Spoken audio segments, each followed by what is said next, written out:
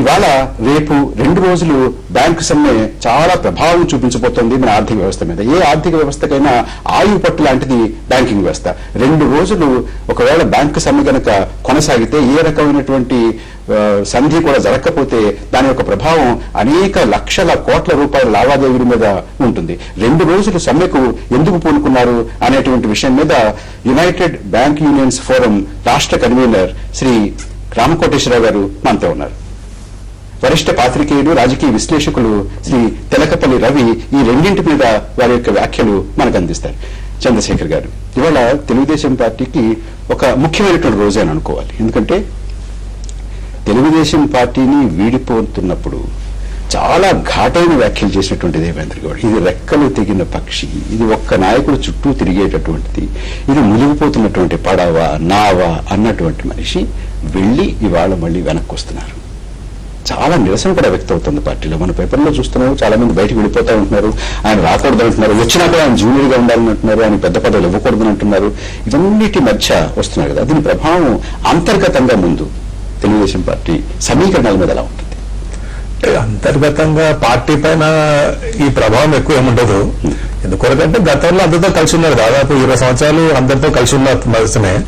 సరే ఏదో కారణాల వల్ల వెళ్ళేటప్పుడు జనరల్ గా ఎవరైనా చేస్తారు, అది చూస్తున్నాం కదా. ప్రతి పార్టీలో నుంచి బయటకు వెళ్ళేవాడు ఏదో కారణం పెట్టాలా, ఎవరనాలంటే నాయకులు అనాలి. ఇప్పుడు అందుకని ఏదో అంటుంటారు, ఆ మాటలు వెనక్కి తీసుకుంటున్నాను అనేటటువంటి మాట కూడా. అంటే మొన్న చూసాం, ఇప్పుడు దేవేంద్ర గౌడ్ గారు అంటే పీఆర్పీ నుంచి మారుతాను అనుకున్నప్పుడు తన ఇంట్లో మీటింగ్ పెట్టుకున్నాడు.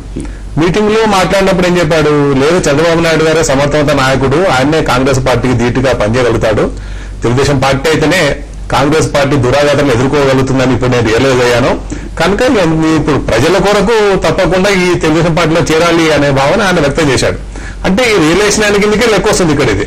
కనుక డెఫినెట్ గా ఆయన అనుకుంటాను, ఆయన తన గతంలో పార్టీ నుంచి వదిలిపెట్టిపోయేటప్పుడు చేసిన కామెంట్స్ అన్నిటికి కూడా మొన్నటి అదే జవాబు అనుకుంటాను నేను.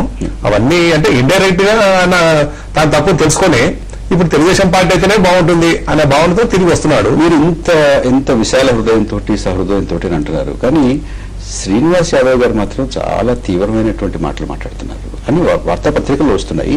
ఆయన బహుశా ఇవాళ మీరు చేర్చుకునే సమయానికి ఆయన తెలుగుదేశం పార్టీని విడిచి వెళ్లేటటువంటి మాట కూడా మాట్లాడుతున్నారు. నాకు కాదు, పార్టీకి ఆయన క్షమాపణ చెప్పాలి, చెప్పినటువంటి మాటలు ఆయన ఉపసంహరించుకోవాలి. ఇప్పుడు శ్రీనివాస్ యాదవ్ గారు అన్న దాంట్లో కూడా ఇప్పుడు అంటే ఆయన లెక్క ప్రకారంగా తప్పే ఉండకపోవచ్చు. ఎందుకంటే ఆయన ఇప్పుడు అందరూ బాధపడ్డాం ఆ రోజు.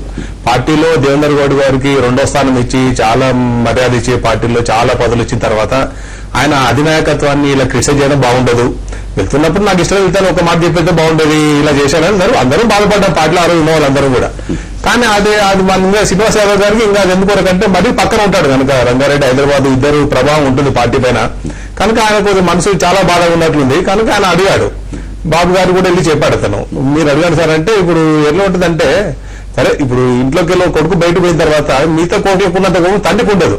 తిరిగి ఆ పెద్ద కొడుకు 2వ కొడుకు 3వ కొడుకు అనుకున్న ఇంట్లోకి వస్తున్నప్పుడు తండ్రి పెద్ద మంది చేసుకుంటాడు, కానీ తమ్ముళ్ళు అన్నలు చేసుకోరు. అది శ్రీనివాస్ యాదవ్ పరిస్థితి ఏంటంటే ఇంకో తమ్ముడు మాదిరి ఉంది. మా రోజు నేను తిట్టిపోయాడు, మా నాన్న తిట్టాడు, గౌరవం లేకుండా అనే బాధ అందులో ఉంది, దాంట్లో తప్పేం లేదు అది. కానీ దేవేంద్ర గౌడ్ గారు వచ్చినప్పుడు బాబు గారు ఎవరు పెద్ద మనిషిగా చంద్రబాబు నాయుడు గారు తలసాని శ్రీనివాస్ యాదవ్ ని బుజ్జగిస్తారా, లేకపోతే వచ్చిన తర్వాత నా స్థానం ఏమిటి, నా సరైన స్థానం లేదు అని ఏదైనా అటువంటి అపోహ, అటువంటి అనుమానం, అటువంటి అవమానం ఏమైనా ఉంటుందేమో అని దేవేంద్ర గౌడ్ గారిని బుజ్జగిస్తారా? ఇవన్నీ బుద్ధి చేస్తే దీంట్లో లేదు. చెప్పాడు బాబు గారు ఏమన్నారనంటే, అతను తాను తప్పు తెలుసుకొని పార్టీలోకి వస్తున్నప్పుడు ఒక కుటుంబ పెద్దగా లేదు పార్టీ పెద్దగా ఆహ్వానించాల్సిన బాధ్యత నా పైన ఉంటుంది. నేను ఈ రోజు రిఫ్యూజ్ చేయడం అంటే అది పార్టీ నాయకత్వం కాదు. ఎందుకొరకంటే నన్నే కదా అనేది అతను, నేను పెద్ద మంది చేసుకుని ఈ రోజు అవన్నీ క్షమించి అది వస్తానన్నప్పుడు తప్పకుండా రమ్మని అంటున్నాను నేను. అంటే అప్పుడు మీరు బాధపడుతున్నారు, నా ద్వారా మీరు బాధపడుతున్నారు తప్పేం లేదు, కానీ బాధను ఓర్చుకోండి, వచ్చి చేస్తానన్నప్పుడు అందరూ కలిసి పనిచేస్తాం. మనకి ఇవాళ ఉన్నది ముఖ్యంగా ఏంటంటే ప్రజలకు మేలు జరగాల, దాని కొరకు మనం ఉద్యమాలపైన పోరాటం చేస్తున్నాం. రేపు అన్ని ప్రజల కొరకు మేము పోరాటం చేసేటప్పుడు మనతో పాటు ఇంకో వచ్చి కలుస్తామన్నప్పుడు ఎందుకు దాన్ని వద్దని చెప్పాలి, మనము చేసుకుందామని చెప్పి శ్రీనివాస్ యాదవ్ గారు క్లియర్ చెప్పాడు. కానీ శ్రీనివాస్ యాదవ్ గారు తన చిన్న తమ్ముడు కొద్ది మొండి పట్టకు ఉంటుంది కనుక ఆయన కొద్ది ఇది చేస్తున్నాడు. కానీ నేను అనుకోను ఆయన పార్టీ వదిలిపెట్టి పోతాడని చెప్పి ఈ ఒక్క కారణం పైన అని అనుకోవడం లేదు. ఆయన వెళ్ళిపోతారని అనుకోవట్లేదు. అంటే నేనైతే అనుకోవట్లేదు. రాకడా ఆయన పోకడా అనేటువంటిది ఏమి నేను అనుకోవటం లేదు. ఎందుకంటే ఆయన ఎక్కడ చెప్పలేదు శ్రీనివాస పార్టీ వదిలిపెట్టి పోతానని చెప్పట్లేదు. ఆయన ఒకటే అంటున్నారు. మొన్న కూడా అన్నాడు ఇంట్లో ప్రెస్ మీట్ పెట్టి, దేవేందర్ గౌడ్ గారు బాబు గారి షాప్ అని చెప్పని అడుగుతాను తప్ప నేను పార్టీ వదిలిపెట్టిపోను, ఎక్కడున్నా కూడా పార్టీకే నేను న్యాయం చేస్తాను అని ఆయన తప్పకుండా చెప్పాడు. ఆయన రవి గారు, ఒకరు వస్తున్నారని సంతోషించాలా తెలుగుదేశం పార్టీ, మరొకరు వెళ్ళిపోతున్నారు లేకపోతే వెళ్ళిపోతానని భయపెడుతున్నారు లేకపోతే నిరసన గలం చాలా చాలా బహిరంగంగా వ్యక్తం చేస్తున్నారు అని ఇబ్బంది పడాలా? అంటే ఒక విషయం స్పష్టమైంది మనం గుర్తించగలిగింది ఏంటంటే, శ్రీనివాస్ యాదవ్ గారి సమస్య దేవేందర్ గౌడ్తో మొదలవ్వలేదు. వాస్తవానికి అంతకుముందే సూట్ కేసు పెట్టుకొని ఆ తలుపు దాకా వెళ్ళి మళ్ళీ ఆగినటువంటి ఉదంతం ప్రజలందరికీ బహిరంగంగానే జరిగింది. అందువల్ల ఈ ఒక్క కారణంతోనే దాన్ని చూడలేము, మనం ఎవరు చూడరు. కానీ దేవేందర్ రెండింటికి కూడా రవి గారు ఒక చిన్న సంబంధం ఉంది. తలసాని శ్రీనివాస్ యాదవ్ గారు సమైక్యాంధ్ర రాష్ట్రం ఉండాలి అనేటువంటి వాదనని చాలా బలంగా చెప్తున్నారు. దేవేంద్ర గౌడ్ గారు తెలుగుదేశం పార్టీ నుంచి బయటికి వెళ్ళడానికి ముఖ్యంగా ఆయన చూపించినటువంటి కారణం తెలంగాణ అంశం. ఇప్పుడు తెలంగాణ అంశం బలంగా తెలుగుదేశం పార్టీ వాదిస్తోంది కాబట్టి నేను వస్తున్నాను అనేటువంటి మాట ఒకటి. రెండోది, అదే నిజమైతే తలసాని శ్రీనివాస్ యాదవ్ గారికి మరి తెలుగుదేశం పార్టీలో స్థానం ఉంటుందా? ఇప్పుడు తెలుగుదేశం పార్టీ అధికారికంగానే తెలంగాణను బలపరిచింది. దేవేందర్ గౌడ్ వచ్చినా రాకపోయినా దాని విధానం అదే సమయంలో అధికారం లేదు కాబట్టి ఆ విధానాలను బట్టి తెలుగుదేశం క్రియాశీలంగా చేయగలిగింది కూడా ఏం లేదు. ఇక్కడ దానికంటే కూడా మనం ఒక దీర్ఘకాలిక దృక్పథంతో చూస్తే, నాయకులు తమ పార్టీలో తిరుగుబాటు చేయడం, లేకపోతే ఏవో అంచనాలు వేసుకొని బయటికి పోవడం, మళ్ళీ రావడం ఒక మదనం జరుగుతూ ఉంటుంది. ఈ దేవేందర్ గౌడ్ గారి వ్యవహారం ఒక 7-8 నెలల్లో జరిగింది. ఈ ఎన్టీవీ స్టూడియోలోనే ఇక్కడ చర్చించాం, పక్కన కూడా వ్యక్తిగతంగా కూడా చర్చించాను నేను. బయటికి వెళ్ళినప్పుడు ఆయనకు పూర్తి స్పష్టత ఉందా లేదో చెప్పలేము. తెలంగాణ ఏదో రాబోతే కేసీఆర్ కు ధీటైన రెండవ నాయకుడిగా తాను ఉంటాను అని ఒక అంచనాతో వెళ్ళారు. అది జరగలేదు. పార్టీలో నుంచి కూడా ఎవరు బయటికి రాలేదు. అంతే హడావుడిగా ప్రజారాజ్యంలో చేరారు. అది మరింత అనిశ్చిత పరిస్థితుల్లో చేరారు. ప్రజారాజ్యం అనుభవాలు మనకందరికీ కూడా బాగా తెలుసు. అది అయిన తర్వాత ఇప్పుడు ఆయన ఒకసారి మళ్ళీ తన అడుగులు వెనక్కి తీసుకొని చారిత్రక తప్పిదం అని వస్తున్నారు. ఆయన 2 చోట్ల నుంచి పోటీ చేసి 2 చోట్ల కూడా ఓడిపోయారు, పార్లమెంట్ కు, శాసనసభ. అంటే ప్రజలు ఆయన విధానాన్ని ఏమాత్రం ఆమోదం పొందలేదు. ఆయన అసలు వెళ్ళేటప్పుడు సహజంగా కొన్ని ప్రకటనలు చేశారు, మాట్లాడారు. ఇవాళ వస్తున్నప్పుడు నిజంగా నిటారుగా నుంచుని తల ఎత్తుకుని ఒక గర్వంతో రాగలిగేటువంటి పరిస్థితి ఉంది. ఇప్పుడు రాజకీయాల్లో ఇవన్నీ జరుగుతుంటాయి, పరిణామాలు, సమీకరణాలు వ్యక్తుల పరంగా జరుగుతుంటాయి, రాకపోకలు జరుగుతుంటాయి.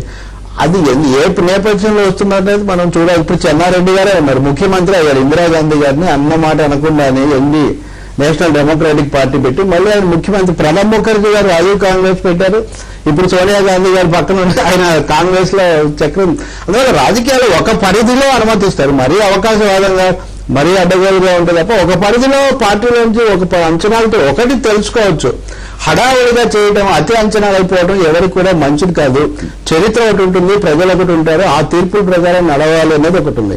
తెలుగుదేశానికి కూడా ఒక అవసరం ఉంది. కొద్దిలో అది అధికారం దగ్గర కొద్ది ఓట్ల శాతంతో పోతుంది కాబట్టి కాలు చేయి కూడా తీసుకొని కలిసి వచ్చే వాళ్ళందరినీ కలుపుకోవాల్సిన అవసరం కూడా తెలుగుదేశం. ఆ మాట వస్తున్నా. దేవేందర్ గౌడ్ గారు రావడం అనేది తెలుగుదేశం పార్టీ అవసరమా లేకపోతే దేవేందర్ గౌడ్ అవసరమా? అవసరాలు ఎప్పుడు పరస్పరత. ఆ దేవేందర్ గౌడ్కు ఒక ఇది చిరునామా కావాలి. తెలుగుదేశం పార్టీకి కూడా ఈ రకరకాలైన నాయకులు, శ్రేణులు చెదిరిపోయినటువంటి వాటిని దేవేంద్ర గౌడ్ గారికి ఇంకా ప్రత్యామ్నాయాలు ఏమున్నాయి? ప్రజారాజ్యం పెట్టగానే అనేక మంది తెలుగుదేశం నాయకులు పోయారు. విద్యాధర్ గారు, సీతారాం గారు, దేవేంద్ర గౌడ్ గారు, వీళ్ళందరూ వాళ్ళకి అక్కడ ఇంకొకటి ప్రజారాజ్యం కోణం నుంచి చూస్తే ఆ చిన్న పార్టీకి ఒక మెగాస్టార్ ఉన్నాడు, ఇంకొక రెండో నాయకుడికి అక్కడ అవకాశం కూడా ఉండకపోవచ్చు. సహజంగా జరిగే పరిణామం. కాకపోతే తెలుగుదేశం పార్టీకి తిరిగి రాకుండా ఉండాలి అంటే దేవేంద్ర గౌడ్ గారికి ఈ దేశంలో ప్రత్యామ్నాయం ఉంది. అసలు ఈ దేశంలో రాజకీయ నాయకులు ఏ పార్టీలో నుంచి దేంట్లోకైనా దూకినటువంటి అనుభవాలు ఉన్నాయి. అందువల్ల ప్రత్యామ్నాయం ఏముంది? ప్రత్యామ్నాయం లేకుండా తలుపులు తెరిచే ఉన్నాము. ఆకర్షలు, వికర్షలు ఈ దేశంలో చాలా ఉన్నాయి. ఎంతగా తెలుసుకున్నామంటే అసలు ఇంకా మిగతా పార్టీలో చంద్రశేఖర్ గారు, ఇది మీ అవసరమా? తెలుగుదేశం పార్టీ ఓడిపోయింది, మొన్న ఎన్నికల్లో ఓడిపోయింది, అంతకుముందు ఎన్నికల్లో కూడా ఓడిపోయింది. అంటే దాదాపుగా 10 సంవత్సరాలు ఏకధాటిగా ప్రతిపక్షంలో కూర్చునేటటువంటి పరిస్థితి.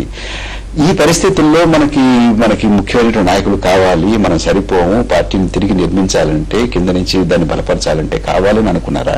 మీ అవసరమా దేవేంద్ర గౌడ్ గారు అవసరం? పార్టీ అవసరం ఎప్పుడు అనుకోవడం లేదు. ఎందుకొరకనంటే ఒకటి గమనించాలి, దేవేందర్ గౌడ్ గారు ఉన్నప్పుడు పోటీ చేసి మీరు రమ్మన్నారా, ఆయన వస్తున్నారా? తానే వస్తుంటున్నాడు, మేము రమ్మని చెప్పలేదు. ఆయన మాతో పాటు ఉన్నప్పుడు 44 స్థానాలు గెలిచాము ఆ రోజు. ఆయన పార్టీ బయటకు పోయి పార్టీ పెట్టిన తర్వాత, చిరంజీవి ప్రజారాజ్యం పార్టీ పెట్టిన తర్వాత, మిగతా వాళ్ళు లోక్సత్తా పార్టీ పెట్టిన తర్వాత, ఇన్ని పార్టీలు వచ్చిన తర్వాత కూడా మేము 92 స్థానాలు గెలిచాం. అంటే పార్టీకి వాళ్ళ వీళ్ళు వస్తేనే ఆయన లేకపోవడం వల్ల మీకు గెలిచారు. లేకపోతే కాదు.